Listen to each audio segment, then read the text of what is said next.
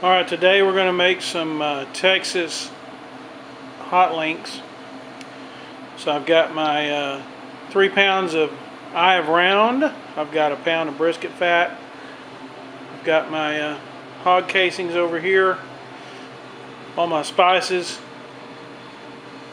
And my equipment to stuff the sausages with. So let's get to it. I was gifted a very old Hobart grinder. I'm so thankful for it. It's a beast. Because I was given this grinder, I don't have the hopper for it, so we're going to just take the 3 pounds of meat and the pound of brisket, and we're just going to hand it through the tube very carefully. Okay, my grinder's been chilled along with the meat for 30 minutes in the freezer. So everything's cold so it won't get sticky. We're going to turn this on. We're going to start grinding.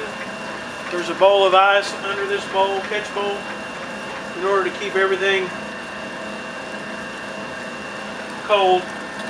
We don't want it to get hot, it'll get sticky. I'm going to alternate the beef and the fat.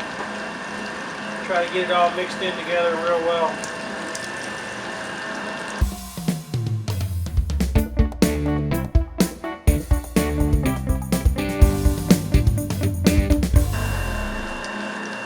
In order to clear out the rest of this meat, I usually put a little bit of ice in there. It'll grind up the ice and push the meat out. It doesn't cause any problems with anything.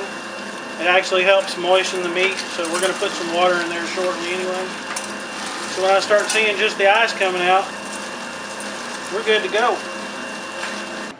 Alright, so we're going to mix up all the dry ingredients. So I have 6 grams of paprika. I use smoked paprika.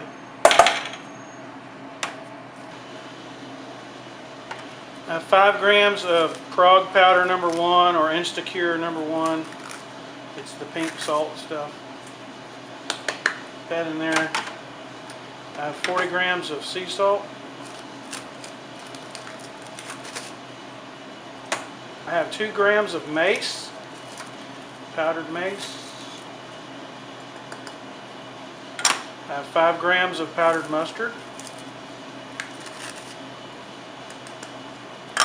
25 grams of black pepper, ground black pepper. I have 5 grams of onion powder. I have 7 grams of garlic powder. I have 8 grams of cayenne pepper. We are making Texas hot links. And 90 grams of milk powder.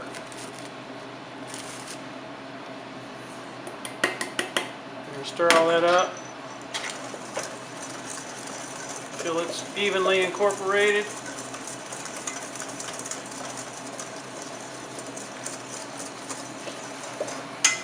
There we go. Let's get to mixing. I'm going to put all my chilled meat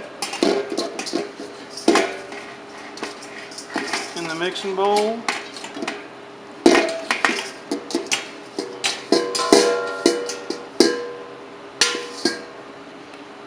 Sprinkle my seasoning over, about half of it for now, and I'm going to mix it up and then incorporate the other half.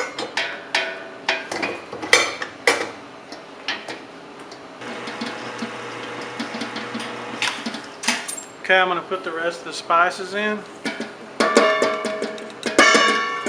Let them get mixed up. Alright, all of the spices are mixed in really well. With this mixer I can't really add water while it's moving because you open the gate and it'll stop. Anywho, I'm going to add a little bit of water at a time. So this is 6 ounces of water, cold water. Add a little bit, let it run.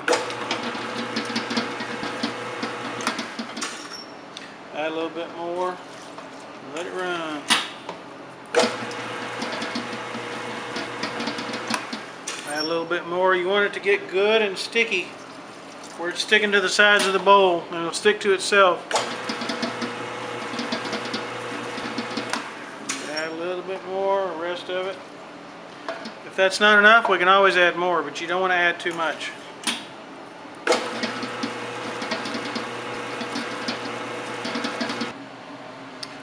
Alright, now that it's all mixed and wet and everything, it's pretty sticky, pretty tacky.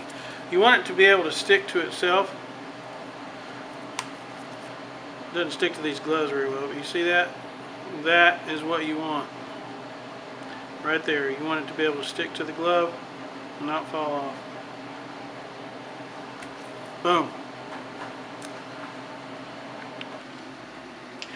If you're not sure how your meat's going to taste, you know, before you go ahead and stuff it and everything, take you a little piece of it, fry it up, taste it, and that way you'll know exactly if you need to put more seasoning or whatever. It's a good thing to do. Plus you get a little snack. Alright, I've got a 5-pound sausage stuffer. Stuff it with sausage so I can use it to stuff the sausage casing with sausage. You want to make sure that you get it down in there real good, no air bubbles, so that you get a good fill of your sausage casing.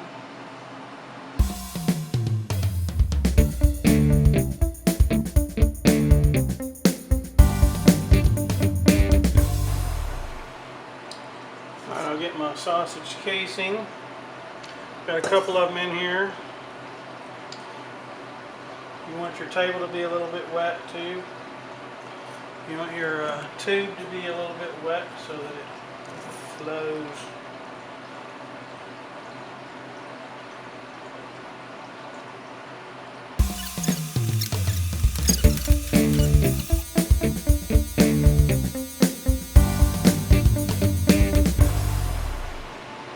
Once you get the sausage casing on, and I start cranking the handle, and it's going to push the meat down and through the tube. You get a little air going in there right now. So I'm going to take a little pricker so that it doesn't build up air. Here comes the sausage. You want it tight but not too tight, or it'll bust the casing.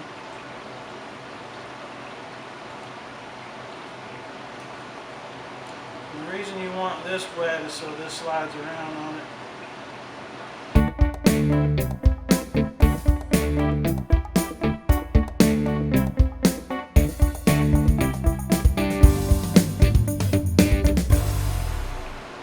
I'm going to stop right there because I'm at the end of the casing. I'm going to take some pressure off of this so it doesn't push anything out. I'm going to pull this off. Tie a knot in it as close as I can to the end of the sausage.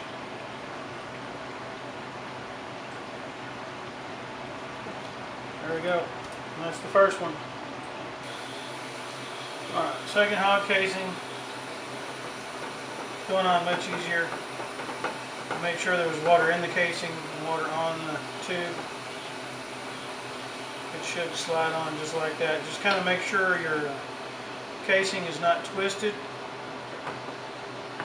That'll cause problems.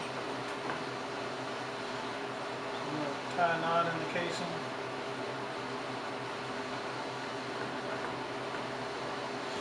Give it a little poke. I got to crank this down to get to the meat. Okay, here we go.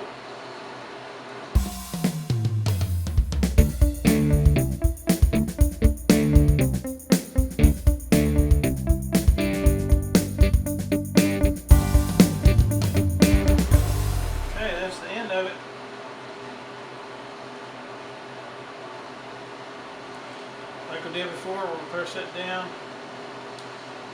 try to get as close as we can. the meat so there's no air pocket. There's our sausage. Alright, to make them into links, all you have to do, figure out how long you want your link, and twist. I'm twisting this away from me. Find your next link. You could twist this, but it's easier to find the next link and twist it away a few times. Find the next link and the next one. Twist it away a few times. And there you go. You have your sausage links. If there's any air pockets, you can use a little pricker. I think that's what they call it. There you go. We'll do the next one.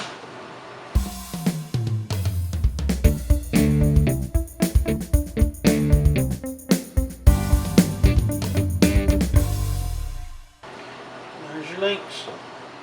So I'm going to take these and put them on a sheet pan. Kind of separate them a little bit. I'm going to put them in the walk-in overnight.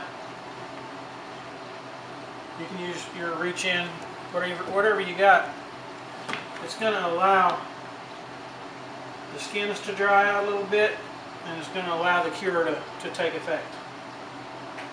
Tomorrow we smoke.